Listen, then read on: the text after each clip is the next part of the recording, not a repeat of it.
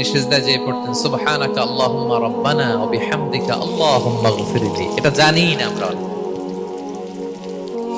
সুবহানাকা আল্লাহুম্মা রাব্বানা ওয়া বিহামদিকা আল্লাহুম্মা গফিরলি এর অর্থ হচ্ছে, হে আমার রব, আপনার পবিত্রতা ঘোষণা করছি, আপনার প্রশংসা আমরা করছি, আল্লাহ আপনি আমাকে ক্ষমা করে দেন, আল্লাহুম্মা গফিরলি। এই দোয়াটা বিষ্ণু ইসলাম পড়তেন।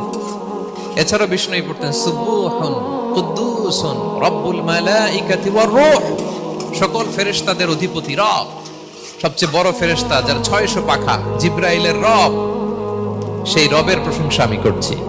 তিনি সুবুহ, তিনি কুদ্দুস, তিনি মহাপবিত্র, the most pure, the most high.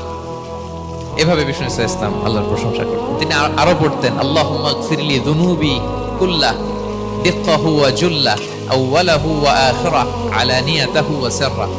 আল্লাহ আপনি আমার গুনাহ মাফ করেন, ছোট গুনাহ, বড় গুনাহ, প্রকাশ্য গুনাহ, গোপন গুনাহ, ইচ্ছায় করেছে যে গুনাহ, অনিচ্ছায় করেছে যে গুনাহ, আল্লাহ সব গুনাহ আপনি মাফ করে দেন। সিজদায় লুটিয়ে পড়ে বিষ্ণু ইসলাম এই দোয়াগুলো পড়তেন।